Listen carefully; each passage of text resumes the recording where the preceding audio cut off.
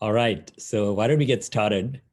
And our moderator, Darren Kaplan, is supposed to be joining, and he's probably held up. So why don't we just get going? And I'll try to manage without Darren. Darren is an awesome guy, and I really appreciate his support with our efforts here in the congressional campaign. And he's an excellent moderator. He's got a much more charismatic face than me. So I'm looking forward to having Darren. But why don't we get going? So essentially, I'm going to talk a little bit about. We do this every month, and I really appreciate everybody who's joined this webinar. We have a new webinar format we are using, which is actually pretty effective. So I really appreciate everyone who's finding time. It's a nice cloudy day. It's not raining yet outside, so it leads to all of you huddling on this Zoom session here. And I promise you we'll make it very interactive and interesting. So what I'll do is quickly walk through in terms of who is Rishi Kumar. I see a few new names who have joined us, new faces. So let's talk a little bit about that and what I seek to do as a congressional candidate and eventually as a congressional rep in Washington, D.C. And then, so that's the agenda we have. It's a very simple agenda. And so let's talk a little bit about myself. I'm a high-tech guy. I always worked in the software industry, IBM, Cisco, and the big data analytics is my space. And it has kept things very interesting for me. But what I have discovered is activism, which made things very interesting. My life took on a new turn, and I took on challenges in the neighborhood, in the city, and regionally, which perhaps nobody wanted to touch. So, it became a run for city council that I never, ever even dreamed of. We got reelected with the most votes in city history because we took on, like I said, the tough challenges. And we took on San Jose Water Company, for example, that out of 6 cities that get water from San Jose Water Company, not many elected leaders wanted to handle that challenge because we don't have jurisdiction over the water company. Really? Okay. But, I believe in engaging, and sometimes I may not have the answer, but I say, okay, let's step up and do something, do anything. Let's take that first step. So we took on that challenge, and the story so far, we have rejected, reduced, suspended, and it's 9 water rate increases, which is a staggering number. I remember that first one, Advice Letter 501, and CPUC, we were protesting. We rolled out a water app on the iOS store and the Android store to make the protest easier. And if you go to rishikumar.com/water, you will see what I'm talking about.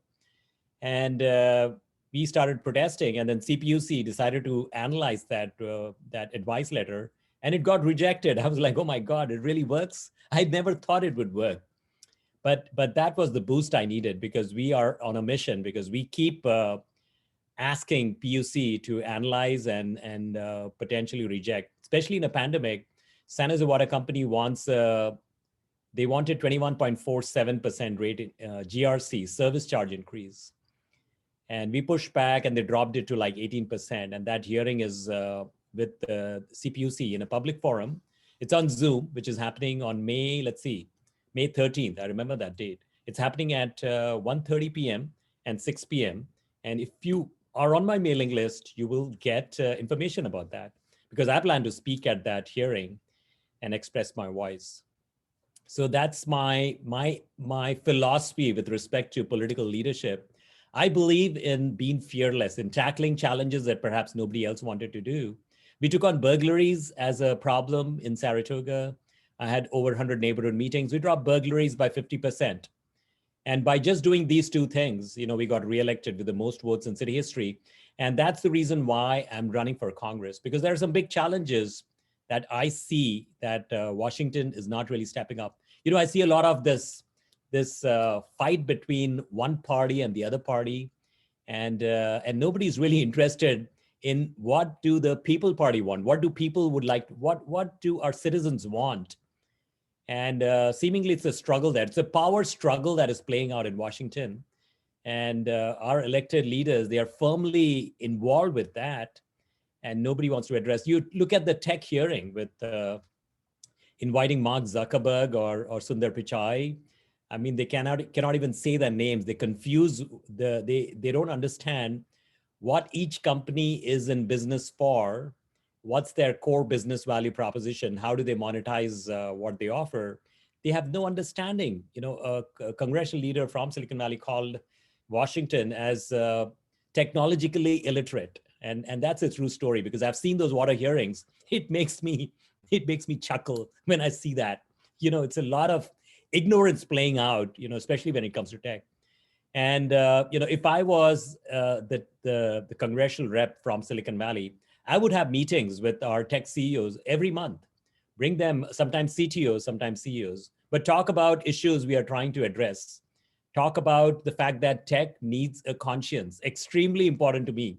Tech needs to have a conscience so that the big hammer from Washington doesn't come down on them. And it seems like it might happen now based upon where things are going, because it seems like both the parties are sort of annoyed with what's going on with tech. And there might be some reasons that are like kosher, but my objective is, why are we in this situation? Tech should have been, they should have had a slightly different, a slightly better approach to working with the challenges of America today and defining the right type of culture, right? So this is how I do things differently, right? You have to jump in front of a speeding train and stop it. No, I mean, you have to understand the problem and get in front of it, and you have to try to find solutions, right? Which is what I seek to do on the city council as well, And that's my if you look at challenging a water company that makes $52 million, people said, Rishi, be careful what you do. But the thing is, I'm not a career politician. I'm firmly grounded with respect to having a real career, making a living in the tech community. And I'm able to go out there and apply that tech framework and see how we can make change happen.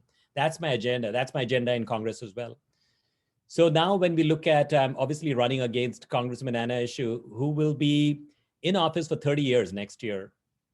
And one of the things she has done is she has challenged some of the cable providers, the AT&Ts and Comcast, with a little bit of arm twisting, is how the media reports it, that they should not be carrying some of the right wing media channels like Fox, right? And I feel that's challenging our First Amendment. I don't think so. That's right. We shouldn't be doing that. I think free speech is extremely important. It's part of a constituent. And so we should be careful in terms of what changes we're going to make. And I look at also Amazon, not willing to carry a certain type of book. And there's a lot of censorship going on. We are not China here in the United States. We are a free economy, and we believe in the First Amendment. And so we need to sort of prevent these types of things. And with our last run, we actually gained more votes than any other challenger in the last 30 years of this congressional district, 127,000 votes. We fell about 45,000 votes short of a victory. And if we can start from zero and gain 127,000 in 2 years, can we gain another 45,000 votes in the next 2 years?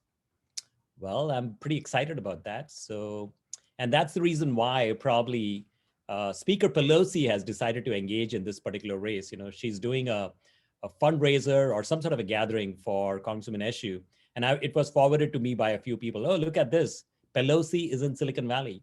And, I think it's a little early for Pelosi to be engaging, but sounds like the machinery of the party is going to be engaged to ensure that Congressman Anna Eshoo will win. And when she wins in November 22, or whatever happens, if she wins, she will be 80 years old, running for that office. So, it's time. I think Elon Musk tweeted the other day that the gerontocracy is wearing America down. And so this is, we need a new breed of politicians, people who are willing to step up and address the big challenges of our community of people. And that's really what is driving me forward.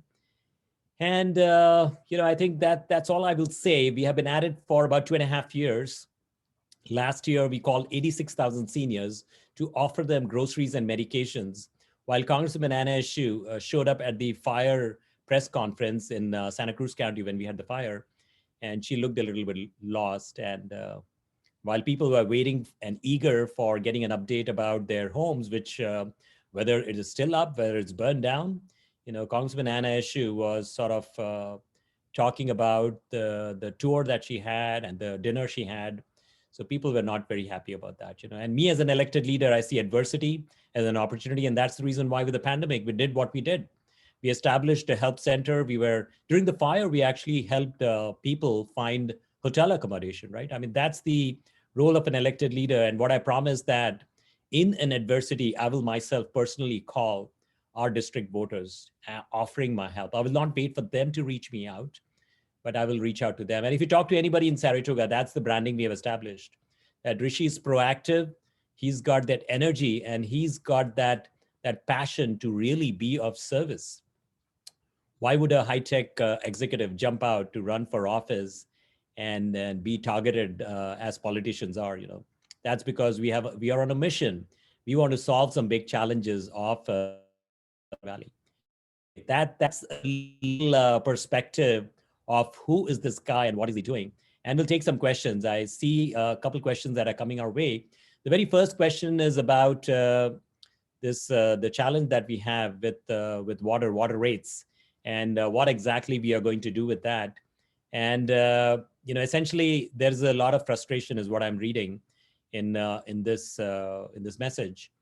And simply stated, I invite you to visit rishikumar.com/water and take a look at what we have been doing. Protest. It's very important for us to exercise our voice. Let the people know, the power, the decision makers know that there is a problem, which is exactly what we have been doing by sending out simple emails to PUC. San Jose, the city of San Jose actually held a public hearing to discuss water. And so we also sent in our feedback to Mayor Sam Liccardo, as well as all the other council members of San Jose. So the more we express, the better off we are. So we should continue to do that. Now, the next question I see is about the censorship, and how would I do things differently? There is what I'm reading with this question is there is a problem with how the perception with Congressman Anna Eshoo and Congressman Jerry McNerney, when they have sent out their emails to Comcast and AT&T, and how would I do things differently? Now, firstly, the First Amendment is extremely important to me. It is the First Amendment, and we have to protect free speech as much as we can. And I think we need to allow expression in the United States. We need to hear all sides, and when we try to shut each other down, that's not how we as a country can come together. We are broken quite a bit right now. The partisan politics is wearing America down, and it's the narrative of each party. When we had one party dominating, there was sort of partisan politics playing out then. Now, once again, we see that same kind of flavor to politics. Nothing changed. I mean, there's always like, okay, I'm the dominant party and I'll do what I want. But that's not the way. We should be addressing the problems of the people. And I do believe that we have to get that free speech going where we can hear each side and we can come. But what I don't like is the whole conspiracy theories, for example, right? There are plenty of them. And my take would be for technology to apply the AI ML algorithms to invoke lots of data out there, a data-driven social media, for example, where we can look at stuff that has been posted, and then, it doesn't mean that you delete it. I don't think so. We should delete it or silence it. We should put a cautionary statement that this has been proven to be false, right? I think that's how we can sort of redefine speech. That okay, there is some speech which is accurate, which is good. So let's keep that, And if there is something which we believe is false, the false narrative should be corrected. But at the same time, we should allow both sides to express, and that way we are able to see. Now, for example, the algorithms are geared towards if I love, for example, agriculture, then everything that is thrown at me is agriculture. Those types of messages. Or if I love the world of AI ML, then those types of messages are sent over to me. So the thing is, how do we make sure that the both sides are heard in sort of an accurate, kosher way, without even trying to influence the agenda of the American people? That is very important. And we have started seeing a problem from that lens, because it can redefine the future of America. And if you start shutting down the free voice, we have seen that in many parts of the world. And we should try to see, how we can create a directional shift so that that does not happen. Okay, what other questions do we have? Okay. So the question is about Biden's infrastructure bill. And so there is a huge investment, $2 trillion, with about, I think, $650 billion. And the question is, what's my take on that, and how would I see that applied to Silicon Valley? So essentially, it's very simple. I think America needs that investment in infrastructure. Now, I don't agree with everything in that bill. It's sometimes what happens is it was called what, pork, and certain areas that are just sort of try to, you put them under and you try to insert them in, and they go by and they get approved, right? So I don't believe in that. I think we should look at every dollar that we spend. I always believe in optimizing the public sector. So in Saratoga, we have an issue with road repair, and we are sort of falling a little bit behind the curve. And there was talk of a parcel tax or some sort of a tax increase. And I said, look, we can optimize the public sector. And I would like to explore all sorts of options before we increase taxes. That's my agenda, that's my policy. And that's what I would like to see. So similarly, when we look at the infrastructure bill, yes, we might need that investment, but let's be very careful, where we are investing and what we are investing. So for example, when you look at the high-speed rail that has been built between two counties where it's primarily an agricultural economy out there, they don't have that population that would actually rely upon that bullet train, the first phase. If we had spent that money right here in Silicon Valley and we were able to connect, for example, like San Ramon and Sunnyvale or something, right? Now, the problem is, the tech exodus is happening today. People are leaving the valley because of issues of housing, transportation, and everything together. So we have to have a strategic plan, which is completely missing. And I would like to apply the Biden infrastructure dollar to our strategic plan to solve our housing and transportation challenge. For example, we talk about reducing the commute time from Stockton to San Jose to 21 minutes. And if we do that, then we are able to provide much more affordable housing in Central Valley, in cities of Modesto, Stockton, Fresno, Bakersfield. All these cities would be connected to Silicon Valley, and from any county to any county in less than 21 minutes with a tunnel-based high-speed transportation system. Railroad is sort of very difficult. Railroad is extremely difficult to implement now, and because there are litigations that happen. And so given the fact that railroads are very tough, we have to come up with an innovative transportation solution, which is a little bit more cutting edge. And that I talk about net zero greenhouse gas and high speed, fast transportation, perhaps like the Hyperloop. Hyperloop, from a standpoint of where it is designed today, it can travel at 700 miles an hour. There are pilot stations that have already been, not stations, pilot beds that have already been built. Test runs have been taken, and they seem like pretty viable. But we have to look at these types of innovative transportation for Silicon Valley, spend those dollars here and fix the challenges we have. Now, we can also sort of prop up systems that we have like Caltrain or BART. Light rail is bleeding cash pretty much every month. The ridership is extremely poor, and I wouldn't suggest spending the Biden infrastructure dollar on these types of investment. So let's see. Any other questions?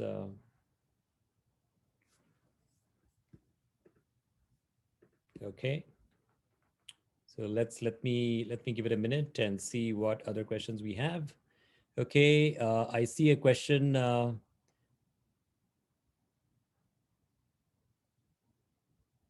Okay. So the question is, what would be doing for our country overall? So let's talk about my first 2 years in Congress. And one is I think I'm going to be really focused upon trying to see how we can get tech engaged on a mission, have a playbook which is about tech needs to have a conscience. You know, for a long for many decades, tech had a free reign. There were no rules and regulations that were applied towards tech, which is the reason why we were innovating in such a massive scale. Silicon Valley is the 19th largest economy because of the innovation that happens here. So what would I seek to do to make sure that we not only continue that, but also to address some of the challenges that we have recently discovered with tech. So the playbook that we need to have is tech needs to have a conscience in terms of how we operate. And if we can make sure of that, then the heavy-handed regulations don't need to come down upon tech. Now, it is possible that things are in the works right now because there is a built-up frustration over the last few years with what we have seen. But my agenda would be to see how we can partner with tech to protect the interest of American people. I think that will be very, very important for me. It's one of my agendas. Secondly, when it comes to the Silicon Valley exodus, that's a big problem. People are leaving, companies are leaving, the billionaires are leaving Silicon Valley, and they're leaving California, and that's going to put a lot of pressure on tax dollars. How will we invest? California, as our education system is 46th, 47th in the country. That's a big problem. So we have to prevent the tech exodus. We have to try to keep the companies here. We have to establish ourselves as the innovation capital of the world. And we have to address the quality of life challenges, such as the housing, the dearth of housing, and also the traffic glitches that we have. In 2000, I actually moved to California in 2000, and I was just dismayed to find the traffic. I mean, it was deadlocked. It would take you 2 hours to get from anywhere to anywhere. And we have to fix that. We have to find a long-term solution which will prevent, and that would also expand out the housing, just like I was suggesting. And climate change is also a big one. We have to look at what we can do to create a clean tech economy, to ensure that we will invest in a clean tech startup economy, but also to make sure that we are reducing the greenhouse gas and we are able to address the climate change issue on hand that we have. It's extremely important to me. So those were, I mean, I'm just thinking of the top of my head. If you go to my website, rishikumar.com, and let me just walk you through it. Go to rishikumar.com, and on the top right, you see articles, and you will see some of my policy papers. If you click on priorities, you will see some of my policy priorities. The COVID-19 challenges, I completely forgot about that, right? So COVID-19 challenges is a big problem for us because America was not prepared. Now, many of the countries of the world are hitting that third wave and the fourth wave. Apparently, Washington is actually going to hit the third wave right now. So we are not out of it yet, and we have to be better prepared. So we have written significant policy papers on the pandemic that we need to ensure that America adopts, because bioterrorism and biowarfare is the future. We have seen how an economy can be hobbled by a simple pandemic. Not, I call it simple, but it was life-threatening. People have died, and we need to do a better job of addressing that, because that's the only way we can have an economy that will be alive and kicking when the next biowarfare or the bioterrorism happens. I mean, the power of the pandemic was clear to everybody globally. Now America needs to step up. And what I talk about is reduce our defense spend, $715 billion, which is greater than, that's the annual spend, by the way, greater than the next 10 countries combined together. That includes China. Greater than the next 10 countries combined. That is a travesty, because the old forms of warfare are going to fade away. We have to be prepared for bioterrorism. That's the new type of war. And we need to divert our resources to see how we can better address a future pandemic or a future bioterrorism. So healthcare is part of the innovation economy. We have a youth and senior agenda, a bunch of different areas. But obviously, I think if you look at my top three, it's to ensure that Silicon Valley has a rocking in economy. We are creating jobs here, and we are stopping the tech exodus. Secondly, we need to channel the energy of tech to ensure that American interest, the people's interest, is not subverted. That's extremely important to me. And thirdly, with the pandemic, you have to focus on very specific initiatives that will help ensure that America is prepared for the long term to address the needs of the bioterrorism and biowarfare. Great question. That question, by the way, was from Alex. So let's see. Okay, are there any other questions? We are exactly 30 minutes in, and we don't need to have a long town hall meeting. And it provides you a little flavor. And we actually have many more meetings that we host. Like we had a meeting about air traffic noise that is affecting cities cities like Palo Alto, Los Altos, Los Gatos, Montesrino, and even Saratoga. So we had a discussion with some of the affected residents on this topic. We have had meetings on water. We have meetings on high density housing. So let's talk a little bit about that, because I think I saw something on that. It was probably related to a question that was asked earlier. Now, there is a huge push for high density housing in California, where they want to preempt local control. I'm against it, because we need to keep the local control, but at the same time, come up with a viable strategy, not by pushing housing down every city's throat. One size doesn't fit all. And the problem is, if we keep pushing, like one of the things they have talked about with the legislation that will come from Sacramento is to split single family lots. And with JDUs and ADUs, you could potentially have 6 families living on the lot of today. It's not going to happen today, but with these new legislations like SB 9, Senate Bill 9 and Senate Bill 10, you will see a huge push for housing, and local laws may not have much say on it. So I'm against that. And why? Because, when you grow your population like that, we have to address infrastructure. For example, water is a big deal. In a drought, we are suffering quite a bit over here. We have surcharges, our water bill goes up, and we have a huge issue, and the infrastructure is not really expanding. So if you keep building out housing, how will we handle our issues with water or with traffic? We have to look at the overall urban planning and make sure that we are making the right choices. So that's my simple take on high density housing. Okay, so that's all I see, and I really appreciate all of you joining this town hall meeting. We host our town hall meeting on the last Sunday of each month, and we typically get from about 30 people to about 100 people.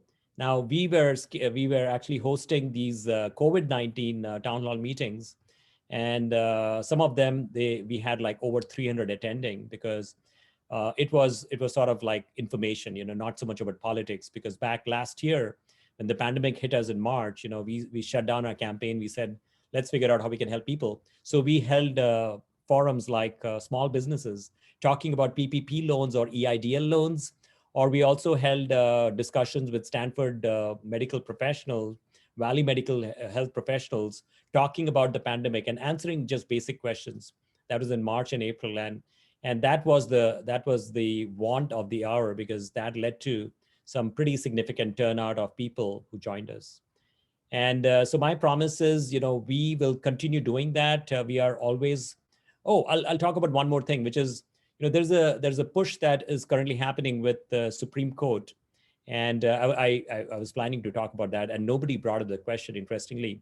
But there is a push to expand out the Supreme Court judges.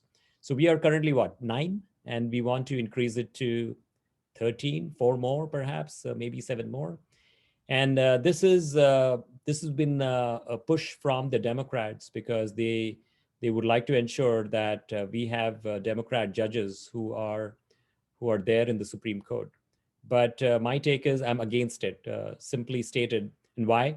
Because this cannot be a partisan effort. This has to be.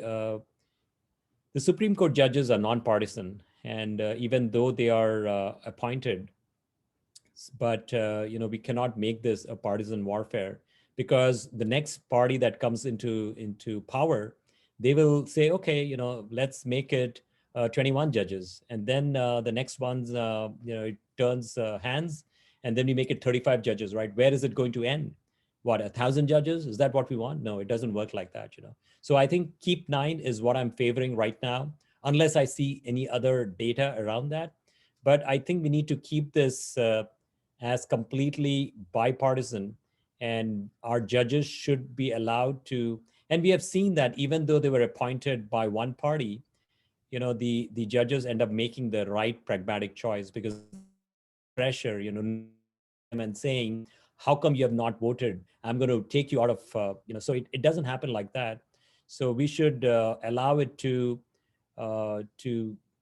be what it is today.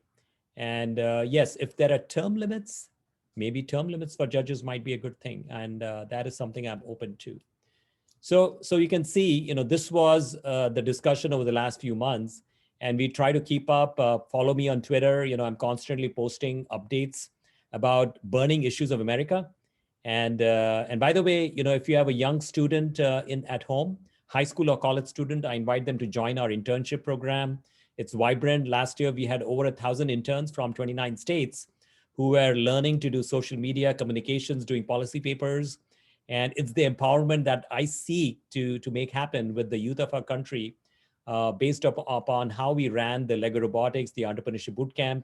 I was fortunate enough to be on the California Department of Education panel to craft the computer science curriculum for K-12 public schools in California, which is supposed to go live. I'm quite excited about that, because